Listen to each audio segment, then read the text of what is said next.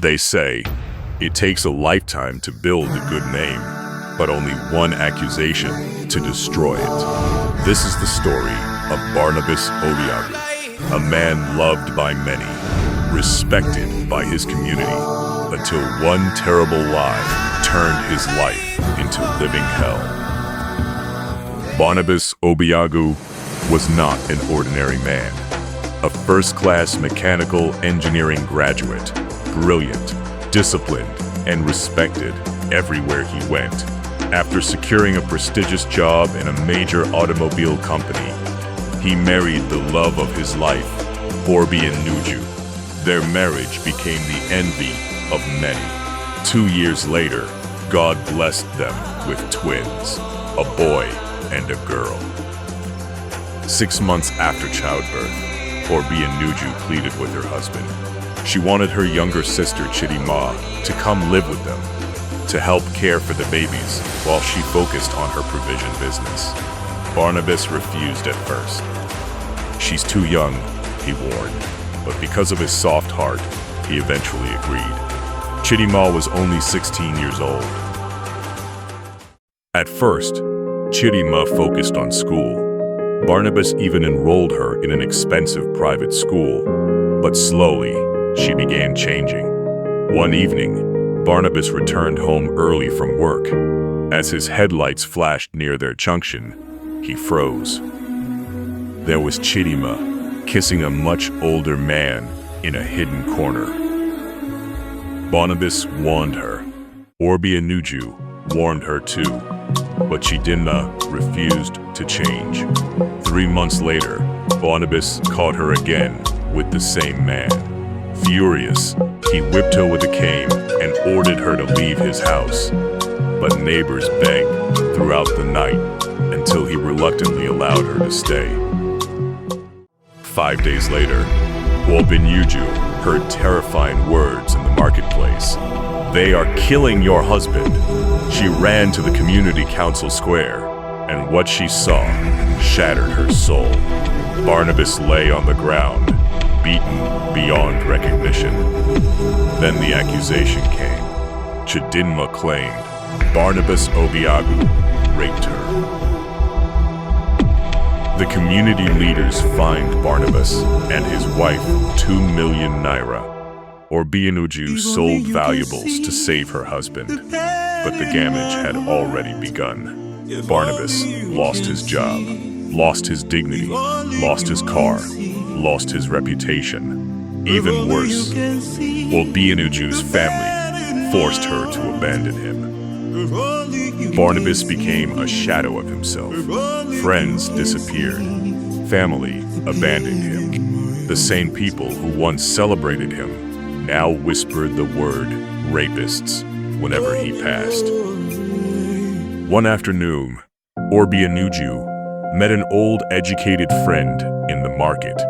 The woman asked her one simple question: "Do you truly believe your husband could do such a thing?"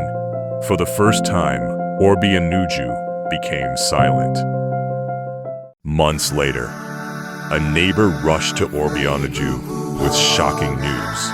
Chidima had been seen in traffic, carrying a baby on her back. When the family found her, nobody recognized the once beautiful young girl anymore.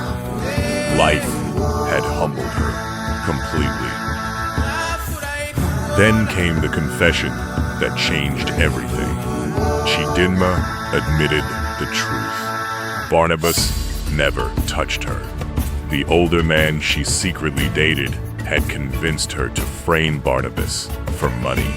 After collecting the settlement money, they rented an apartment together, but the man later died while escaping from an angry mob after stealing from an old woman. Barnabas Obiagu sat quietly outside his house that evening, staring at the fading orange sky. Even after the truth came out, the pain remained. Obiagu knelt before him, crying, "Forgive me. I should have stood beside you when the world abandoned you." But Barnabas remained silent, not because he hated her, but because betrayal from loved ones leaves wounds deeper than knives. Days later, the community leaders gathered publicly to apologize. One elder stood trembling and said, "We judged a man without evidence." The same boys who nearly killed Barnabas lowered their heads in shame. But Barnabas refused the compensation money. He asked them one painful question: can money restore stolen dignity? That same afternoon, Chidima came, carrying her baby. She fell flat before Barnabas, crying uncontrollably. "Forgive me, I destroyed an innocent man." Barnabas looked at her quietly. Then he said softly, "I forgave you long ago. Hatred is another prison, and I have suffered enough already." Barnabas rebuilt his life, but he never remained the same again. His children later grew up respecting him deeply after learning the truth. And whenever people rushed to judge others unfairly, the elders would always say, "Remember what happened to Barnabas Obiagu." A lie can travel across the entire village, while truth is still tying its shoes. False accusations destroy lives. Emotional judgment is dangerous. Betrayal hurts most when it comes from family. Bad company can destroy destiny. Forgiveness is not weakness. It is freedom from bitterness. And most importantly, never condemn anyone without hearing both sides of the story. Because when truth finally arrives, apologies may come too late.